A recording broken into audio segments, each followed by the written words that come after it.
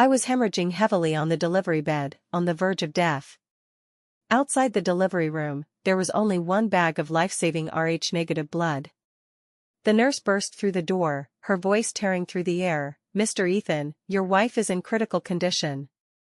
However, my mother-in-law clung tightly to my husband's hand, screaming, "Ignore her. Save Vivian first." Ethan, the husband I had loved for 7 years, closed his eyes at that moment. Trembling, he signed the blood transfusion consent form for his first love, Vivian. Later, he learned that the wife he had personally abandoned, his loyal companion through hardships, was the sole heir to the GU group, hidden for over 20 years. The first love he protected with his life was a master con artist who toyed with him effortlessly. Even more absurd was the life-saving favor he had obsessed over for 10 years. It was a play I had funded and directed for him. The excruciating pain in my abdomen felt as if it was tearing my entire body apart.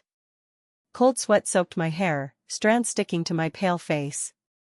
The cervix is dilated to 9 centimeters. I can see the head. Push. The doctor's voice came from afar, calm and devoid of any warmth. My name is Claire. I was lying on the delivery bed, giving birth to the child of the man I had loved for 7 years.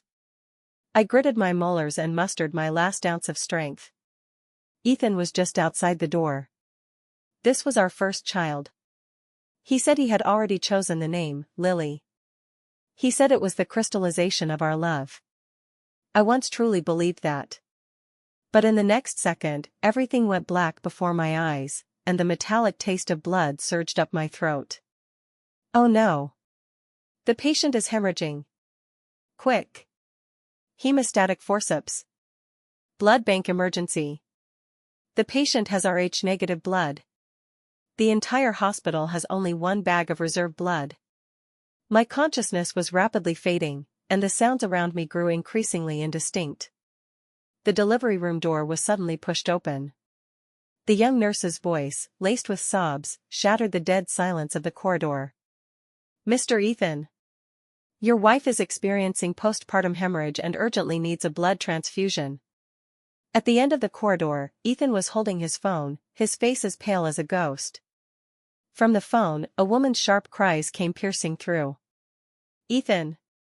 Sister Vivian was in a car accident. She also has panda blood. The doctor says if she doesn't get a transfusion soon." Ethan froze in place, as if struck by lightning. My mother-in-law shoved the nurse aside and seized the conversation. "What? Vivian needs blood too? How is she?" The nurse was on the verge of tears. "Mr. Ethan, our hospital's Rh-negative blood stock has only one bag, which you previously prepared for Miss Claire, and now we must save Vivian." My mother-in-law's scream nearly lifted the hospital's roof. She clung desperately to Ethan's arm, her nails digging deep into his flesh. "Son. Have you forgotten? 10 years ago, Vivian developed her chronic illness saving you. Your life was given by her. Now she needs you, you can't be an ungrateful wretch."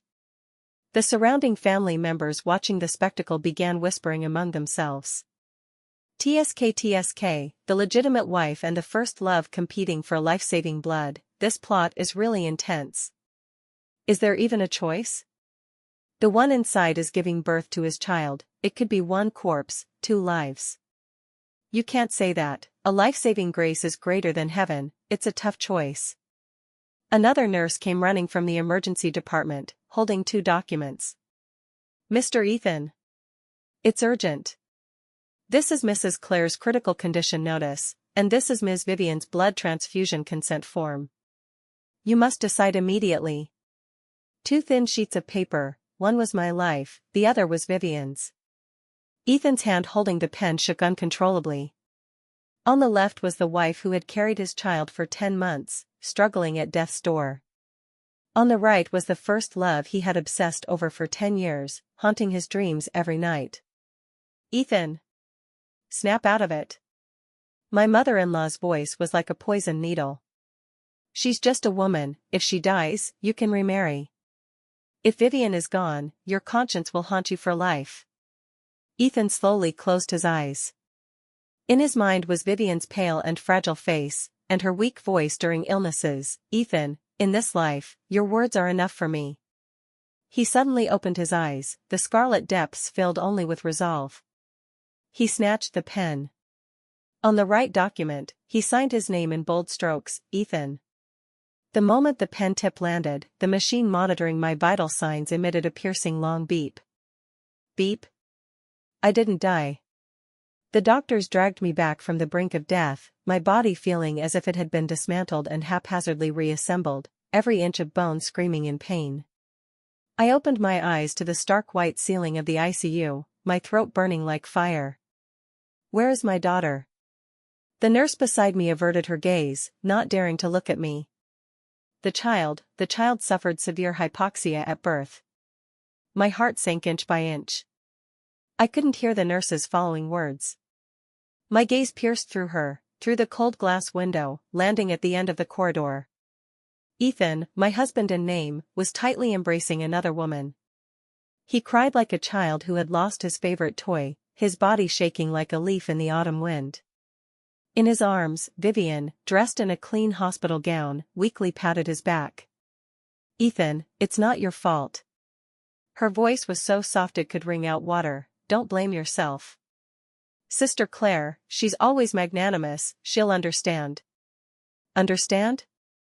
I tugged at the corner of my mouth but found I lacked even the strength to smile. I lay in the ICU for a full 3 days. The adjacent room was Vivian's VIP suite. Ethan stayed by her side without leaving, peeling apples, feeding her soup, attentive like a model boyfriend. My mother-in-law brewed the most nourishing black chicken soup, blowing each spoonful cool before feeding it to Vivian's mouth. "Good child, drink some to nourish yourself. You've suffered greatly this time."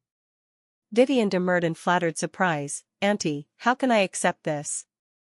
Sister Claire just gave birth, she needs nourishment more."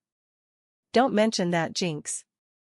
My mother-in-law lowered her voice, but each word pierced my ears like a needle. "She's cursed her own daughter and now wants to curse you. Don't worry, with Auntie here, Ethan will take good care of you from now on." In the dead of night, Ethan's suppressed promise came from next door, "Don't worry, I'll handle things with Claire. She's not unreasonable. She'll understand." I closed my eyes and smiled. So in his heart, I, Claire, was a living bodhisattva who would willingly sacrifice her own life and her biological daughter's for his life-saving benefactor. 7 years ago, Ethan and I met at a business matchmaking event. He was handsome and steady, a mid-level manager at a moderately sized pharmaceutical company with a promising future. As for me, Claire, I was just a junior employee at an ordinary company. That was the identity I told him. I concealed the fact that I was the sole heir to the GU Group, like a naive gambler, just wanting to test whether this man loved me for who I was or for my money. In the 7 years after marriage, we lived the most standard urban couple life. Strict AA system. Mortgage split half and half, living expenses each borne separately. He never suspected anything. Behind my bank card that only received 20,000 yuan in salary each month were billions in assets capable of shaking the entire financial world. In those 7 years, he was good to me, considerate and gentle, a model husband in everyone's eyes. I once thought I had won the bet, until after I got pregnant. I myself have rare Rh-negative blood. Fearing accidents, I had long contacted the family-controlled private hospital to store sufficient reserve blood in my name. But just 1 month before delivery, this foolproof safeguard was cancelled by Ethan in my name. He said the public hospital's obstetrics department was the best in the city, and he would arrange everything else. Now I understand he wasn't doing it for me. He was doing it for Vivian. Because this hospital was Vivian's home where she had stayed for 10 years. On the 3rd day, I insisted on being discharged despite the doctor's repeated warnings. Ethan chased me to the ward entrance carrying a bowl of cold porridge. His eyes were dark and puffy, his face unshaven and gaunt. "Claire, you're still weak. Stay 1 more day." I'm sorry." I didn't look at him or the kanji. Supporting my body that felt like it was falling apart, I expressionlessly yanked out the 4 tube from the back of my hand. The needle brought out a string of glaring blood beads. What are you doing? He exclaimed, trying to hold me down. I used all my strength to shove him away harshly. Dressed in thin hospital clothes, I walked step by step out of this hell that had cost me everything. He followed behind, incessantly calling my name. Claire, listen to me. The situation was urgent. Vivian, I turned a deaf ear. Back at the home where we had lived together for 7 years, I went straight into the bedroom, from the deepest part of the bedside pillow, and took out the waterproof sealed bag I had hidden for 7 years. Ethan followed in, seeing what was in my hand, bewildered. What is this? In front of him, I tore open the sealed bag. I took out the slightly yellowed will. Then, page by page, in front of the man I thought was my love, I tore it to shreds. The paper scraps fluttered down like a belated funeral. An expired will. My voice was eerily calm. He was stunned, bending down to pick it up. I stepped on the pile of fragments, grinding them harshly with my soul. It states, Claire, in the event of misfortune, all my assets, including 3 wholly owned subsidiaries, 2 top overseas properties, and 30% of the GU Group's shares, are to be inherited entirely by my husband Ethan. Ethan's face instantly drained of color. His lips trembled, unable to utter a word. You're from the GU. I interrupted him, my toe grinding over the scraps inscribed with billions in wealth. The moment you signed to abandon me, this will, along with my last bit of affection for you, became void. In the new will I drafted, the sole beneficiary of all my assets is the daughter you just abandoned. I looked at his face twisted in shock and fear, feeling no satisfaction in revenge, only endless sorrow. By the way, Ethan. I leaned close to him, saying word by word, the doctor said my daughter died from asphyxiation due to severe hypoxia at birth. Do you know? If that bag of blood had been given to me, she could have survived. Thud. Ethan's knees buckled, and he knelt straight on the ground. Like a beaten dog, he clung desperately to my pant leg, tears and snot smeared across his face. Claire, I was wrong. I really was wrong. Forgive me, please give me another chance. I looked coldly at his pathetic face. Chance? When I was on the brink of life and death on the delivery bed, did he give me a chance? When my daughter was struggling on the edge of asphyxiation, did he give her a chance? Ethan, you weren't wrong. I calmly withdrew my leg. You just made a choice. You chose your first love and abandoned your wife and child. That's your right. He shook his head frantically like a rattle drum. No. I didn't abandon you. I just thought you were stronger than her, that you'd be fine. You thought? I laughed as if hearing the biggest joke. The cost of your thought is that my daughter didn't even get a chance to see this world. I picked up my phone and dialed my assistant. Within half an hour, I want to see the divorce agreement and the top legal team here. Also, notify them. In the name of the GU Group, freeze all associated accounts under Ethan and all members of the Shin family. Ethan froze, as if paused. You want to divorce me? Claire. Don't go too far. A scream came from the door. My mother-in-law rushed in clawing and scratching, followed by several Shin family relatives who loved watching drama. You venomous woman. My mother-in-law pointed at my nose, spittle flying. Our Ethan just saved Vivian, didn't he? Vivian is his life-saving benefactor. What right do you have to throw a tantrum here? She raised her hand to slap my face. I dodged sideways, she missed, nearly falling flat on her face. A human life, in your mouth, becomes a tantrum? My gaze was as cold as a scalpel. That was my daughter's life. My mother-in-law spat a thick glob on the ground. Pa. Just a girl child. Gone is gone, you're young, your belly can still produce. If Vivian had any mishap, Ethan would live in guilt for life. Do you understand or not?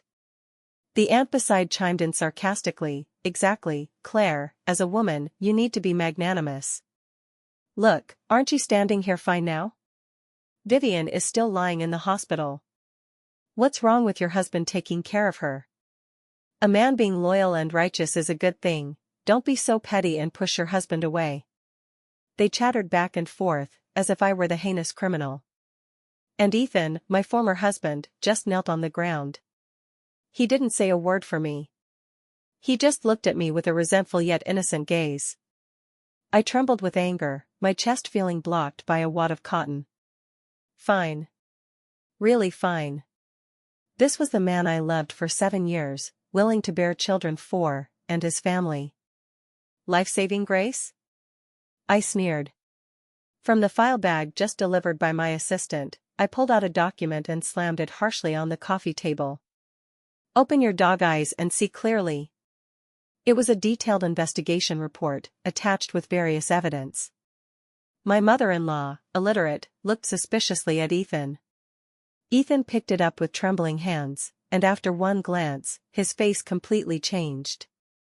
I read it out word by word for him and everyone present. On March 15, 2014, at 8 p.m., Claire, through intermediary Victor, contacted truck driver Leo, paid a remuneration of 200,000 yuan, to stage an accidental car crash at the South City intersection. The requirement was a minor vehicle scrape, startling the target Ethan but ensuring no injury. Simultaneously, arrange for Vivian to pass by nearby coincidentally and perform a hero-saving beauty act. Inside are the transfer records to the intermediary and driver, chat screenshots, and the driver's handwritten testimony and fingerprint. I raised my eyes, staring at Ethan's ashen face. Do you want me to bring the driver here for a face-to-face confrontation? The entire living room was deathly silent. My mother-in-law and the relatives' facial expressions were more colorful than a palette. They looked at the report, then at Ethan, finally landing terrified gazes on me. Ethan's legs went weak, and he completely collapsed on the ground. After a long time, he squeezed out 3 words through his teeth. Why? To test you. I looked down at him condescendingly, like watching a joke. I feared you loved my money, not me as a person. I wanted to know if a man, facing such an illusory moral shackle as a life-saving grace, would waver. And the result? I smiled, but tears flowed uncontrollably. You spent a full 7 years proving to me that you never loved me. What you loved was just the saintly illusion you imagined, self-sacrificing for others. The Shin family left like defeated roosters, slinking away. Before leaving, my mother-in-law still wanted to throw a fit, but was directly escorted out by the 2 black-clad bodyguards I called. In the living room, only I and the limp Ethan on the ground remained. He stared blankly at the paper scraps on the ground, muttering repeatedly, "Fake, all fake." "No, it's real." I corrected him coldly. "The car accident was real. Vivian pulling you from the car side was real. The only fake part was the director of this play, it was me. And you, Ethan, the lead actor, got too immersed in the role." I squatted down, staring into his vacant eyes. He suddenly raised his head, his bloodshot eyes burning with towering hatred. "Claire. Why did you do this? You destroyed my faith." "Your faith?" I scoffed. "Is your faith living off a woman's false grace? In these 7 years, every time you met Vivian, transferred money to her, argued with me because of her, you felt at ease because you thought you were repaying a debt. Now I tell you, what you repaid wasn't a benefactor, just an actress cooperating in my play. Your pitiful guilt instantly becomes worthless. Aren't you, in great pain?" My words were like a poison knife, cutting into his heart slash by slash. He hugged his head in agony, letting out a beast-like roar. My legal team arrived. The lead Daniel, the most renowned marriage law expert in the industry, expressionlessly placed a divorce agreement and a lawsuit on the table before Ethan. "Mr. Ethan, this is Ms. Claire's divorce agreement. Ms. Claire demands you leave with nothing and compensate for the mental damages caused during the marriage, 10 million yuan. Additionally, this is the court's lawsuit. We are formally suing you for negligent homicide. We demand compensation for your deceased daughter's death indemnity and funeral expenses, totaling 1.78 million yuan. Ethan raised his head, seeing those cold numbers, suddenly laughed maniacally, "Ha ha ha, over 10 million. Claire, you really think highly of me." He suddenly stood up from the ground, grabbed my collar, and slammed me against the wall. My head hit the hard wall with a thud. My vision instantly went black. You think I don't know? His face twisted in anger, veins bulging. You just despise me for being poor. Now you've found an opportunity to kick me away. You venomous woman. His strength was terrifying, his hand choking my neck like an iron clamp. My body, just having endured massive hemorrhage, was no match. The suffocation overwhelmed me instantly. Let her go. Daniel the lawyer and the bodyguards rushed forward. It took several people to pull the raging Ethan away. I leaned against the wall, gasping heavily, deep red marks left on my neck. Ethan was held down firmly by two bodyguards, still struggling and roaring. Claire. Don't think it's over like this. I tell you, I don't agree to the divorce. You'll never get rid of me in this life. I stroked my stinging neck, coughed a few times, then smiled. Ethan, have you forgotten? Who is the largest shareholder of that pharmaceutical company you're so proud of? His struggling movements suddenly stopped. I walked up to him, reached out, and straightened his disheveled collar. The action was gentle like soothing a lover. But my voice was ice-cold to the bone. Let me educate you. The Huawei Pharmaceuticals where you work was fully acquired 3 years ago by a venture capital firm under our group. I, Claire, hold 51% absolute equity in Huawei Pharmaceuticals. In other words, I'm your big boss. Guess how the company will handle an employee who, due to family disputes, negligently caused the death of his own daughter and assaulted his wife? I savored the expression as color drained inch by inch from his face, continuing, oh right, and your dear mother, and your myriad aunts and relatives. I had someone check their workplaces, the schools their children attend, even the vegetable market downstairs in the neighborhood, all have intricate connections to my Gu family's industries. Ethan, guess if I'm in a bad mood, what will happen to them? He completely stopped moving. Like a statue with its soul extracted, he stared at me with vacant eyes. Ethan was escorted out of my house by the bodyguards. He didn't throw any more fits. Just before leaving, he gave me a deep look with an expression I couldn't decipher, containing hate, fear, and a hint of pleading. I couldn't be bothered to distinguish. The next few days I would be very busy. First step, sue for divorce. In the face of absolute evidence and the strongest legal team, Ethan had no room to resist. The court supported all my claims. He left with nothing. Second step, freeze accounts, clean house. I not only froze all assets under his name but also had the legal department send a letter to Huawei Pharmaceuticals. On the grounds of severely damaging the company's reputation, he was fired. And pursued all gray income he obtained through his position over the years. Third step, Vivian. I had a private investigator check Vivian's so-called charity organization. This woman, under the halo of philanthropist, over the years used Ethan's connections in the pharmaceutical company to engage in large-scale charity fundraising. In reality, most of the donations went into her own pocket for buying Hermes and investing in overseas properties. The so-called aid recipients in her accounts were either fabricated out of thin air or given just a few hundred yuan in red envelopes, with photos taken for show on social media. She was the true award-winning actress. And Ethan was her biggest accomplice and ATM. The day I obtained all the evidence, I was handling my daughter's funeral arrangements. That small, cold urn was not even as big as my palm. Holding it, my heart felt like it was being cut by knives. My assistant told me Vivian was discharged, and Ethan was going to pick her up. The two were at the hospital entrance, surrounded by a group of reporters. Those were reporters Vivian had called herself, wanting to sell a wave of surviving ordeal, undying true love sob story to gain sympathy. I changed into a black long dress, holding my daughter's urn, and had the driver take me to the hospital. At the hospital entrance, it was indeed crowded. Vivian wore a white dress, pale-faced, weakly leaning in Ethan's arms. Ethan's leg was in a cast, leaning on crutches. I heard it was broken a couple of days ago when he was thrown out of my house, stumbling down the stairs in a daze. Truly karma. He protected Vivian like a hero, face full of guilt and tenderness. The reporter's flashes kept blinking. Mr. Ethan, I heard you abandoned transfusing blood to your wife to save Ms. Vivian, is that true? Ms. Vivian, what do you have to say about Mr. Ethan's choice? Vivian's eyes immediately reddened, her voice choking perfectly. I would rather the one who died was me. It's me who let down Sister Claire. It's me who destroyed their family. Her textbook-level green tea performance drew sympathy from many onlookers around.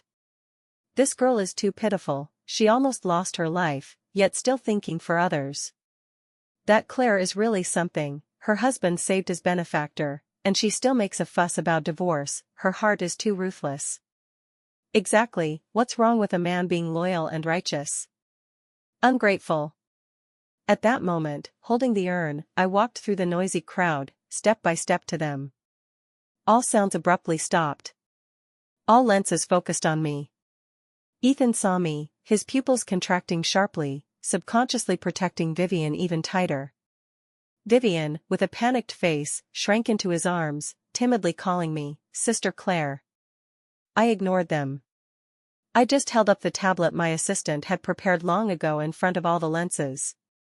Then, pressed play. On the screen appeared the surveillance footage from the corridor outside the delivery room, clearly recording everything that happened that day, the nurse's anxious urging, my mother-in-law's vicious shouts, and, the moment Ethan closed his eyes and resolutely signed Vivian's transfusion consent form. The whole scene erupted in uproar, the passers-by who had pointed at me earlier now couldn't say a word. Reporters frantically pressed their shutters. I turned off the video, my gaze landing on Vivian's deathly pale face. Ms. Vivian. I spoke softly, you just said you'd rather the one who died was you. Now, the opportunity has come. From my bag, I took out another document. It was the detailed accounts of Vivian's charity foundation and all evidence of her suspected fraud and embezzlement. Every entry in here is enough to keep you in prison for 10 years. Don't worry, I've already called the police. They should be on their way. Don't you like acting? Go to prison and act to your heart's content. Vivian completely panicked. She clung desperately to Ethan's arm, like grasping the last straw. Ethan! Save me! I don't want to go to jail. This is all a misunderstanding. Ethan was also stunned, he looked at the document in my hand, then at the shivering Vivian in his arms. Claire, you can't do this. Vivian didn't mean it. Didn't mean it? I laughed. Embezzling tens of millions in donations to buy Hermes, not intentional? Hiring people to forge medical records to scam donations, not intentional? Ethan, you're not only blind but stupid. Take a good look at what kind of person your life-saving benefactor really is. I flung the document copies at his face, paper scattering on the ground. The surrounding reporters and passers-by exploded. My God! Fraud? This woman looks so innocent. You know the face but not the heart, using others' life-saving money to buy bags, too vicious. Serves her right. Hurry and arrest her. Public opinion reversed instantly. The first love who had just been pitted by all turned into a fraudster everyone despised. Sirens approached from afar. Vivian was scared out of her wits, she pushed Ethan away, turned to run. My bodyguards immediately stepped forward, flanking her and holding her. Let me go. Let me go. She struggled madly, screaming, her meticulously made-up face becoming twisted and ugly. Ethan, on crutches, tried to help but was jostled by the angry crowd. The police arrived quickly, after reviewing the evidence I provided, handcuffed Vivian on the spot with cold cuffs. Vivian completely broke down. Disheveled, makeup smeared from crying, she roared at Ethan, Ethan! You useless trash! Didn't you say you'd protect me for life? You're just watching them arrest me? I tell you. I became like this because of you. It's you. You deserve it. I watched coldly as she was escorted into the police car. Ethan stood dazed, watching the police car drive away. Reporters surrounded him again, microphones aimed at him. Mr. Ethan, were you aware of Ms. Vivian's suspected fraud? As one of her guarantors, will you be implicated? You chose to abandon your wife and now betrayed by your first love, what are your thoughts?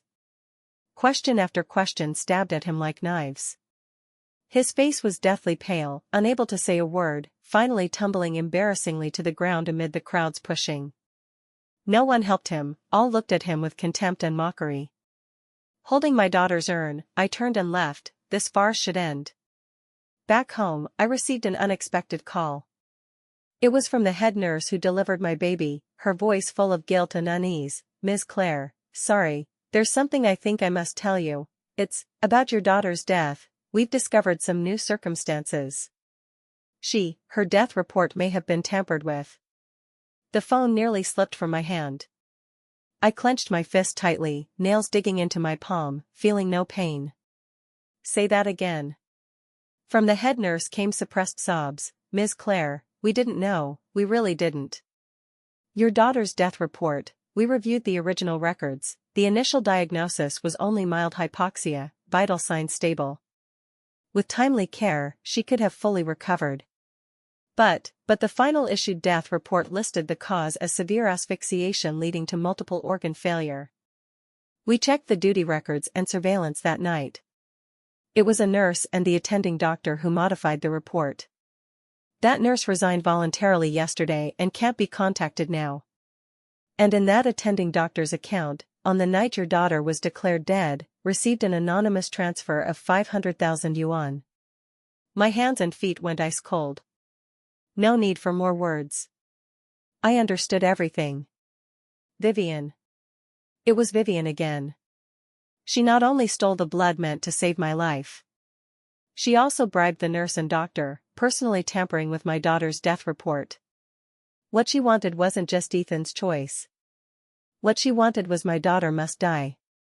She wanted me to live forever in the pain of losing a daughter and hatred for Ethan, never at peace. How vicious this woman was. Ms. Claire, we also found out something else. The head nurse took a deep breath, her voice trembling. We asked the nurse who transfused Vivian. She admitted. Vivian's car accident injuries were very minor, no need for transfusion at all. It was Vivian herself, using your husband Ethan's name, threatening her to transfuse immediately. Otherwise, she'd make her unable to stay in the hospital. The bag of life-saving blood your husband prepared for you was forcibly taken by Vivian. The phone slipped from my hand, falling silently on the carpet. I covered my mouth, unable to make any sound, only tears surging like broken beads. So, Ethan never truly faced a choose one dilemma. That so-called life and death choice was, from start to end, a scam meticulously designed by Vivian. She exploited Ethan's stupidity and guilt, directing this tragedy that destroyed my family. And Ethan, the man I once deeply loved. He was not only an accomplice but the most crucial, most foolish pawn in this murder. I don't know how long I cried. Until Daniel the lawyer knocked and entered, bringing news that shocked me even more. Ms. Claire, when the police were organizing Vivian's case materials, they interrogated her assistant. To reduce her sentence, the assistant confessed everything. 10 years ago, in that car accident, Vivian self-directed and added drama on the basis you planned. You originally just wanted to test Mr. Ethan, the money paid was only for the driver to create a minor scrape. But Vivian, she gave the driver another sum to accelerate and really crash. That's why she was truly injured, leading to the so-called life-saving grace later. From the beginning, her approach to Ethan was a thorough extortion scheme. I felt my worldview shattered repeatedly and reorganized within this one day.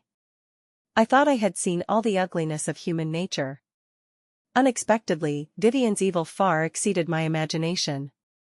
She spent 10 years laying a massive trap, calculating me, Ethan, and my deceased daughter into it. I picked up the phone and dialed Ethan's number. He answered almost instantly, his voice full of fatigue and humble pleading. Claire, is it you? Listen to my explanation, Vivian, and I really. Ethan. I interrupted him, you have half an hour, get over here. I have some things to show you. Ethan arrived quickly. His legs still in cast, limping, forehead full of cold sweat. Seeing me, his dead eyes burst with hopeful light. Claire, you're willing to see me? Are you, willing to forgive me? I didn't speak, just tossed several documents in front of him like garbage. The first was evidence of Vivian embezzling donations. The second was confessions and transfer records of Vivian bribing the nurse and doctor to tamper with my daughter's death report. The third was the full truth of how she self-directed and maliciously extorted in the car accident 10 years ago. Ethan's gaze scanned the documents one by one. The color on his face faded bit by bit. From shock, to confusion, to disbelief. Finally, he was completely dumbfounded. Slumped on the sofa, his eyes vacant like a puppet. "No, impossible, this isn't real," he muttered to himself, shaking his head repeatedly. "The first love you guarded for 10 years. I looked at him coldly, was actually a downright fraudster and murderer. Your so-called life-saving grace was a scam from start to end. For this con artist, you abandoned your wife. Killed your daughter." With each word I said, his face grew paler. "Ethan, how do you feel now?" I walked up to him, staring intently. "Don't you feel like the stupidest fool in the world?" He suddenly lifted his head, his bloodshot eyes glaring fiercely at me. Then, he began madly tearing his hair, pounding his chest. He cried. Cried more heartbreakingly, more desperately than when holding Vivian outside the delivery room. But watching him, my heart had no ripple. Too late, everything was too late. If his tears could bring back my daughter's life, I might be moved. But now, his repentance, in my view, was just a belated, cheap self-indulgence. After crying enough, he crawled on his knees to my feet, grabbing my skirt. "Claire. I was wrong. I really was wrong. I'm worse than pigs and dogs. I'm not human." He began slapping his face madly, each slap harder. Soon his face swelled like a pig's head. "Hit me, curse me. As long as you forgive me, can we start over? Let's have another child." Slap. I finally couldn't hold back. Using all my strength, I slapped him hard across the face. "Child?" I pointed at the small urn on the table, my voice trembling. "Tell me, what can you use to give me back a child? Ethan, listen well. From the moment you signed that consent form, between us, only hatred remains." I shook off his hand and stood up. "My lawyer will submit these new evidences to the police. Vivian's charges will add one more, intentional homicide. As for you," I looked down at him condescendingly, "for the rest of your life, embrace your guilt toward me and your ridiculous love, and go to hell together." I gave him no more chance to speak, turned, and went back to the room. Outside the door came his heart-wrenching cries and pleas. I ignored them. That night, I took my daughter's ashes and boarded a flight abroad. I left him a letter, pressed under our former wedding photo. The letter had only a few sentences. "Ethan, outside the delivery room, you had two choices, you chose her. Now, I give you two choices. First, spend the rest of your life repenting for the biological daughter you killed. Second, forget everything, pretend you never missed anything. I think you're very good at the second kind." Vivian's case shocked the nation. Fraud, embezzlement, intentional injury, instigation, indirect intentional homicide. Multiple crimes punished together, she was sentenced to life imprisonment. I heard in court, she went completely mad, biting anyone she saw, incessantly cursing me and Ethan. And Ethan became the laughingstock of the city. The ultimate stupid man, deceived by his first love, causing the death of his own daughter. He lost his job, reputation ruined, all relatives and friends avoided him. He wanted to win me back. Crazily calling me, messaging, even chasing to abroad. I saw him in the news, kneeling long before the GU Group's overseas branch, begging to see me. In the photo, he was haggard, emaciated beyond recognition. I just glanced and closed the page. My life turned a new page. 3 years later, I formally took over the GU Group. With iron-fisted style and precise business acumen, in just 3 years, I led the group's market value to double.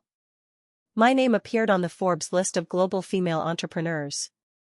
I adopted 3 orphans. One girl, I named her Stella. they all call me Mom. My life is busy but fulfilling. Suitors are never lacking around me, but I've never thought of remarrying. Once is enough. Ethan didn't come looking for me again. I heard after Vivian was imprisoned, he visited every week, rain or shine. He seemed to want to find a thread of reason to live from that mad woman. He guarded her for 2 years. 2 years later, Vivian completely lost her mind in prison and was sent to a mental hospital. Ethan visited her once, and after returning, completely broke down. He started turning back to find me. But he discovered, in my world, there was no place for him anymore. This time I returned to the country to attend a business summit. After it ended, I went to sweep my daughter's tomb. Before the tombstone, I saw a familiar yet strange figure. It was Ethan. Unseen for 3 years, he had aged greatly, hair mostly white, back hunched. Seeing me and the young handsome partner beside me, his body swayed, almost unable to stand. "Claire." His voice was hoarse like a broken gong. The man beside me politely blocked in front of me, watching him warily. I shook my head, indicating it's fine, and walked to the tombstone, placing the fresh bundle of daisies. On the photo was a baby smile I had never seen, computer synthesized. That was my star. If Ethan behind me struggled to speak, if we could do it over. There is no if. I interrupted him without turning back. The second you signed, our lives had already gone to different endings. You chose to let her live. And I chose to let you die. Ethan, in my heart. You died 3 years ago, along with my daughter. I stood up, took one last look at the photo on the tombstone, my voice light as a breeze. I didn't glance at him again, linked arms with the man beside me, and turned to leave. Behind me came a muffled sound of knees hitting the ground. In my entire world, he knelt long without rising. But what did that have to do with me?